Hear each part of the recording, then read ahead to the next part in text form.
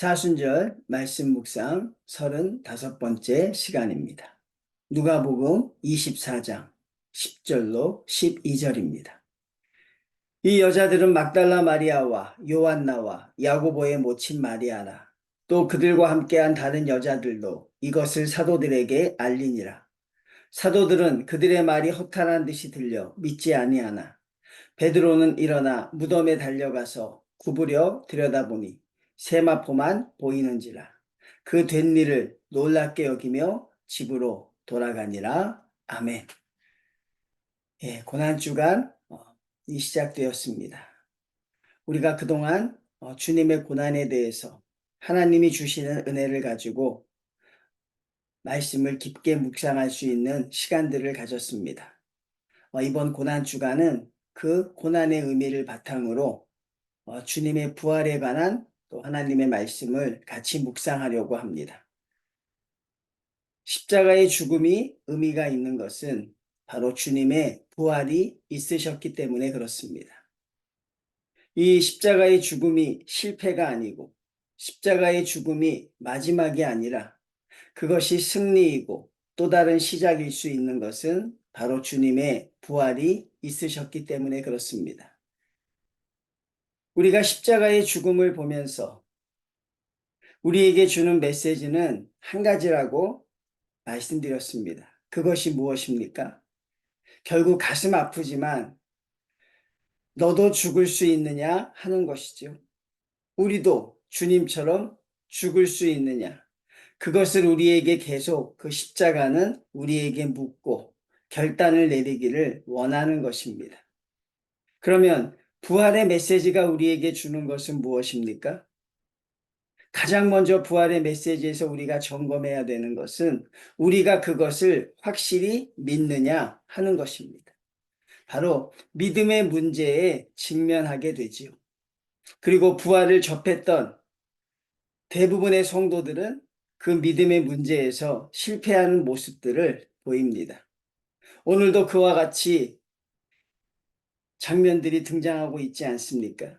여인들이 주님의 부활하심을 알게 됩니다. 그리고 그것을 먼저 제자들에게 알리기 위하여 와서 그들에게 그것을 전하지요. 그런데 제자들은 어떤 반응을 보입니까?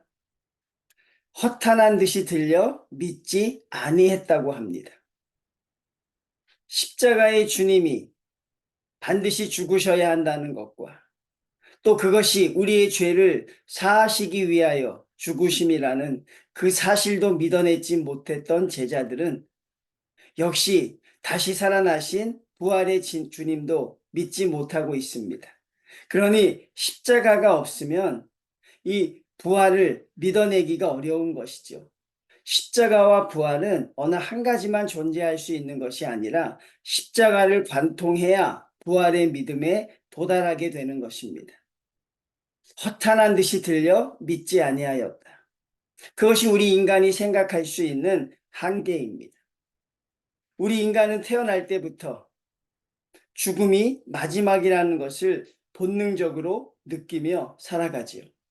모든 것을 다 부인하고 모든 것을 다 할 수 있다고 하는 사람들도 결국 죽음 앞에서는 받아들일 수밖에 없는 숙명적인 존재입니다.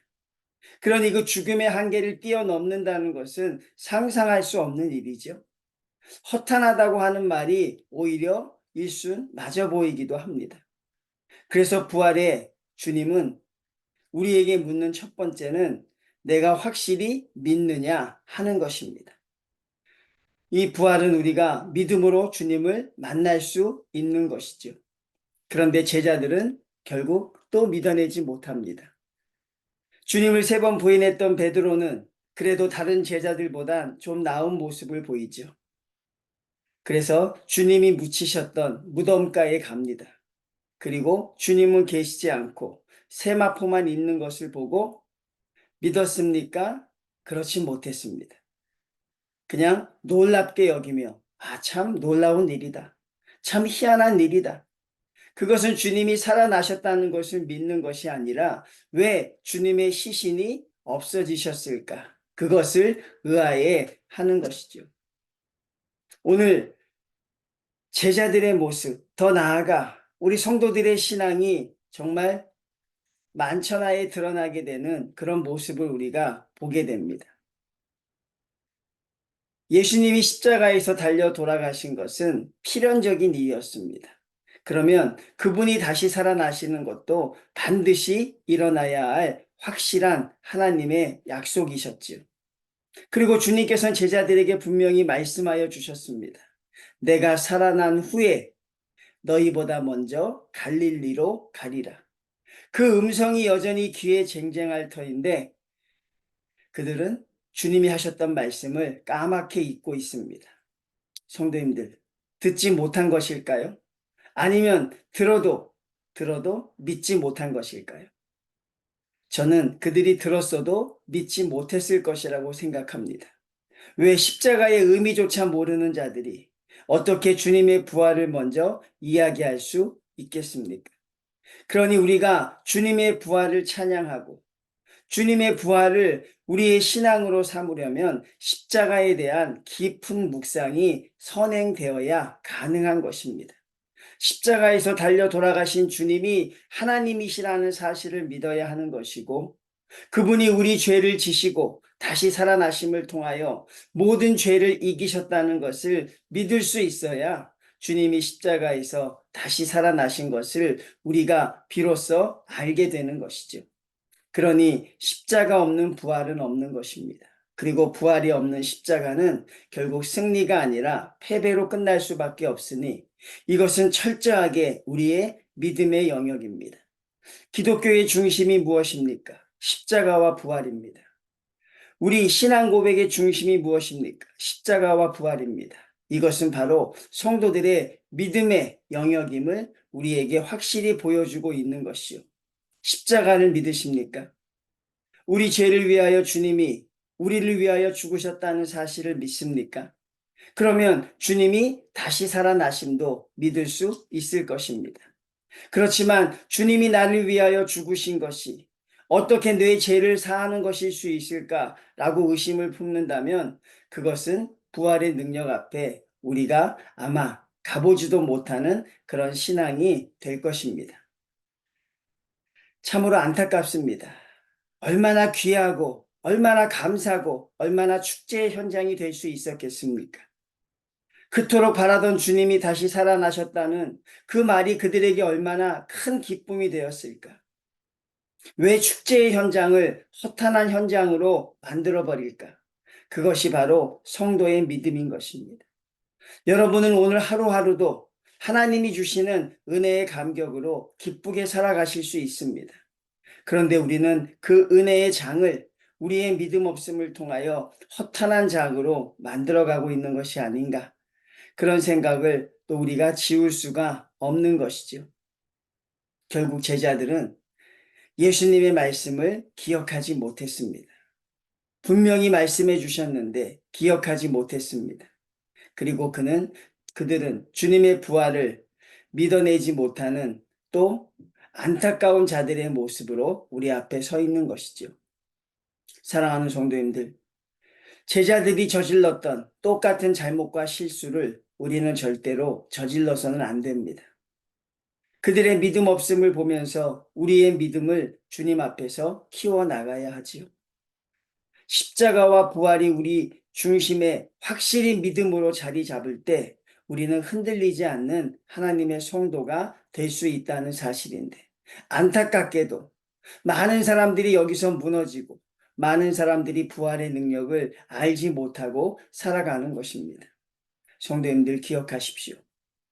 우리가 항상 감사하며 살아갈 수 있는 것은 부활의 주님이 계시기 때문이며 우리가 오늘날 고통 가운데서도 우리가 하늘나라를 소망할 수 있는 것은 바로 부활의 능력이 우리에게 있기 때문임을 언제나 잊지 말아야 합니다. 십자가, 부활, 그리고 한 가지가 더 남아 있습니다. 우리가 믿어야 할 것이. 그것은 바로 주님이 재림입니다. 다시 오심입니다. 그때 인자의 징조가 하늘에서 보이겠고 그때 땅의 모든 족속들이 통곡하며 그들이 인자가 구름을 타고 능력과 큰 영광으로 오는 것을 보리라. 십자가의 죽음을 온전히 믿어내지 못해서 그것을 믿는데 한참 걸리고 거기서 방황했다면, 그리고 부활의 능력을 우리가 온전히 체험하지 못했다면 이제 우리에게 남은 것은 재림입니다. 여러분, 주님이 다시 이 땅에 오시는 것은 믿습니까?